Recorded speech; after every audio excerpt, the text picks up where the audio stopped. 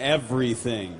This means more to Naniwa than I think many people can ever really imagine in their whole lives. He is in front of all of his countrymen against someone who has knocked him out before. He's put his life into this game, and here he is, this close to reproving himself, something that he has said is so important. Whew. This is going to be big. We're about to be jumping into this game. Both players are asking for 30 seconds. Make sure to go over to Twitter and hashtag DHOpen. The final game of DreamHack is about to start. This best of 5 is coming to a conclusion. It's currently 2 apiece.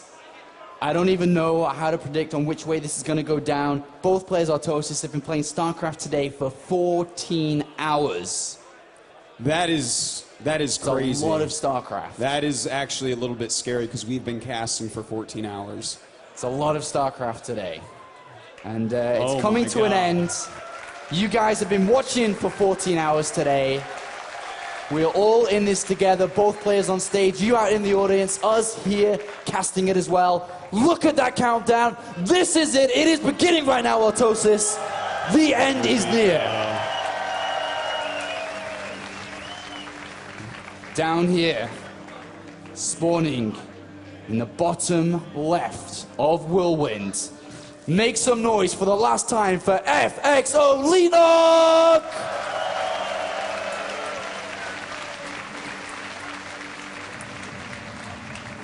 Now, as many of you know, right now we're on Swedish television. And I want you guys to show everybody just how much you care about this awesome game and this awesome player. Make noise like you have not before. This is Naniwa.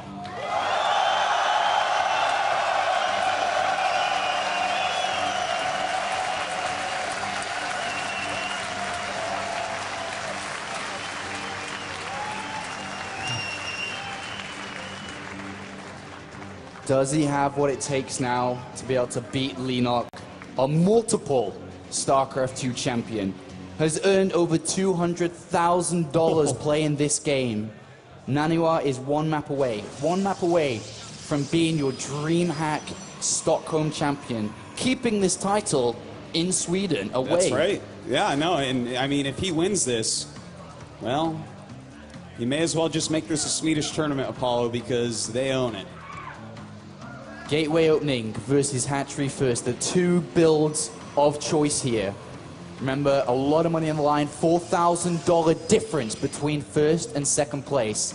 A whopping 750 WCS points for first place, 450 for second.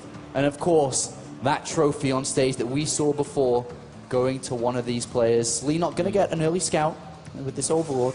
Yeah. A little bit fortuitous here for Leenock. And it's going to be what he's really expecting.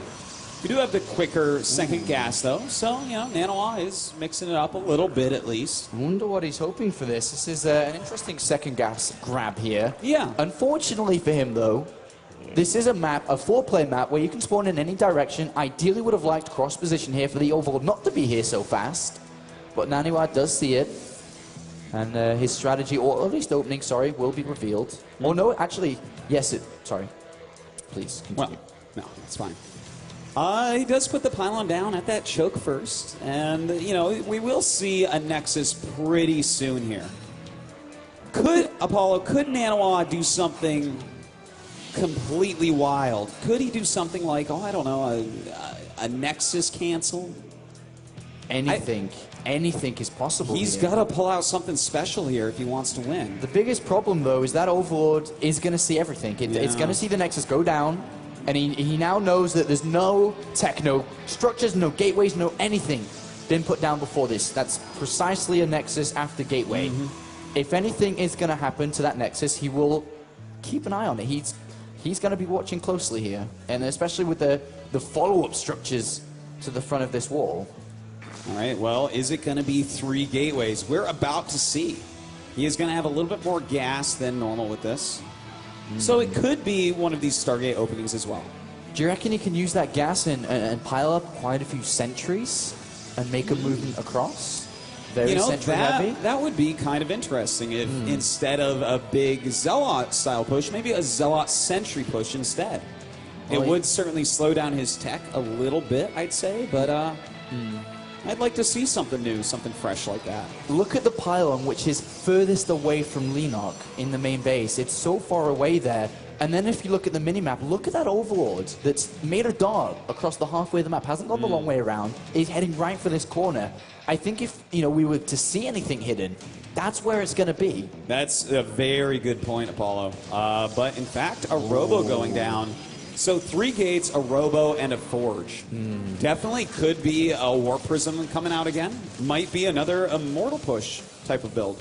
Well, it's not too far to walk if you think from Naniwa's perspective at the moment. He's going to go up and down hills. It's going to be close to a lot of walls. Can maximize force fields if anything was to happen while he was moving across. +1 attack is being researched here.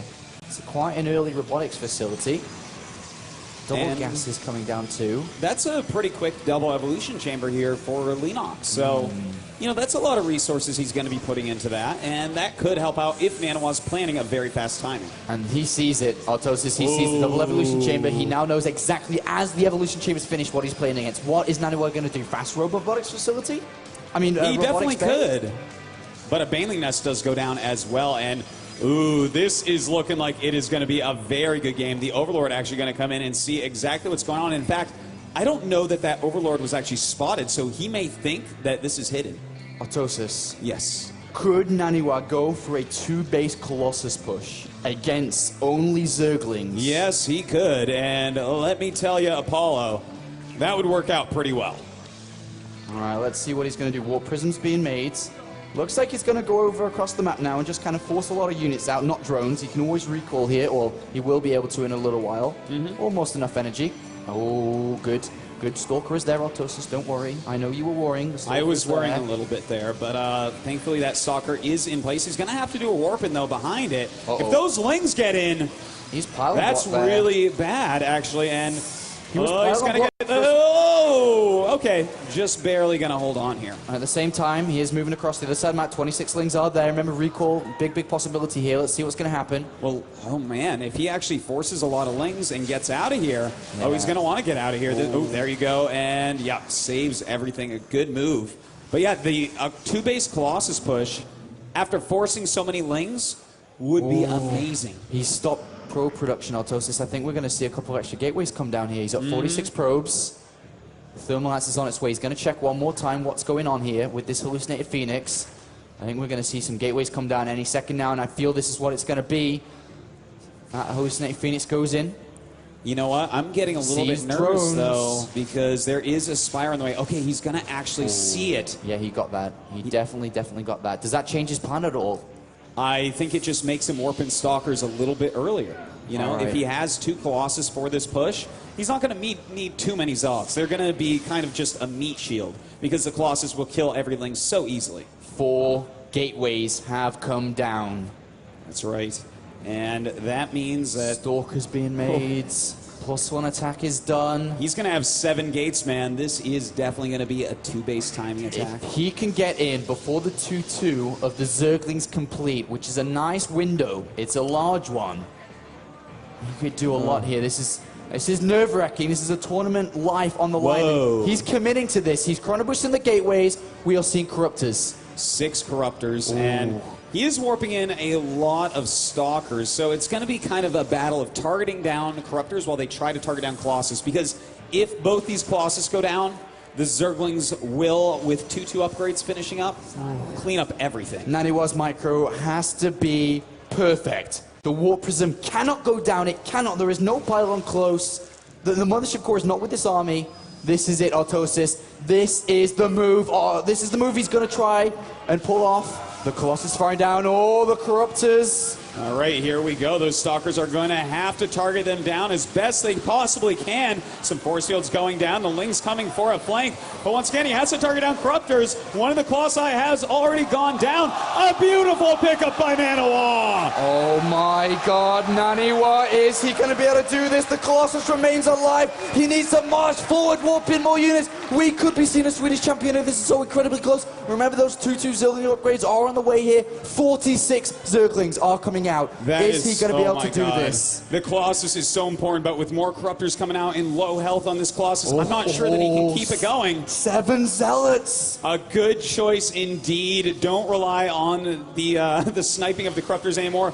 Use those Zealots to clean up any more lanes. Oh, he's going to go 2-2. He's not ready. This is the perfect time for Naniwa. 2-2 is not ready. The Zealots get in there. Can he do it? The pickup of the Colossus. And beautiful micro on this Colossus. Oh my god, he still has it alive. Oh, and he's moving up into the third base. He needs to warp in more Zealots, and he gets them in there. Remember, 2-2 is about to complete here. The Colossus pops out the last second here. A beautiful warp in, but does Naniwa have enough? 44 more Lings on the way. The warp prism's gone. He's got nothing to warp in with at this point. This is everything he's got. He needs to get another one over there. Needs to find some way. He's got a Twilight Council coming down at the same time. He needs to get into a corner behind the minerals or something because a lot of Lings are on their way and he doesn't have enough Zealots right now. No force fields available. Those Lings starting to do a lot of damage. Yeah, he needs to get those Zealots at the front, and they do get there. Lots of Zerglings are coming. He gets surrounded in. It looks like Leenock may be able to hold this off for now. A hive has started in the background, and it looks like he will. Leenock with a superb hold. Wow, that was so unbelievably close. Naniwa that was close. Should have been dead right at the beginning, but his micro, absolutely fantastic. His decision-making on key. The thing is, he's playing against a 3-base Leenock going into Hive. Yeah, this is a good get the right units. A good opportunity to drone up now. 12 drones coming in. What's next? How does Naniwa approach this? He's at 74 supply to 96. Well, it looks like he's going to go Charge Lot, Archon, Immortal. Look at how much gas he has banked up. Oh my god. 1,300 through all those Zealots he's made. If he goes with a secondary wave, Zealot Archon, he can make about 10 Archons. Well, 5 Archons. That's a lot of Archons still. A 10-5, it's basically the same when you're fighting Zerglings. Autosis, there is still an opportunity here. This is not over yet. The Mothership Core is a part of the army this time around. It has double time warp, +2 attack, being chrono boosted out. There's the wall off. This is it. This is Naniwa's second chance. Yeah, and this needs to work. He needs to get something done. The Ultraless Cavern is on the way. He can deal with Ultras in low numbers with this army, but he needs to get out there and do some damage right now. All right, second wave coming across here. A lot of Zerglings being made, 40. He's not going to be able to do anything there. The Mothership Core left at home. Kind of interesting that he left it at home. I thought he would bring that with him. A couple of big hits there. That's really good. If he does it. All right, well, he has to, though. He has to go no matter what. Well, we'll see if he can actually break through here. When he sees how many spines, though, I think he's going to be a bit nervous. Pulls back away from the spines, trying to kill off Lings Didn't as lose best too he much. can. Seven Ultraless Autosis. That may be too much for Naniwa to handle here. It may be, especially with all these spine crawlers hitting those Archons so heavily, doing huge amounts of damage to their shields. Look at all those transfuses. He's got a lot of minerals to spend here. He's going to morph quite a few Zealots. A lot of Queens, Spines. Leenock knows all he has to do to win this tournament is hold this. Oh, some nice feedbacks going off on those Queens. Another Archon on the way, but the Spine Crawler is dealing huge amounts of damage. He has to pull back. He is pulling back, but the Ultralists are coming up to fight against these Zealots. I'm not sure he can do this here, Autosis. I think that we are going to have Leenock as a champion. There are so many Ultralists here. Leenock is just smashing this back here. Yeah, that is right, and I think this might be over. Naniwa says GG, and Leenock is your DreamHack Open champion. FXO Leenock dropping only a couple of maps the entire of the tournament. A fantastic final. Leenock went the distance. Naniwa went the distance, should we say. But Leenock is your DreamHack Stockholm champion.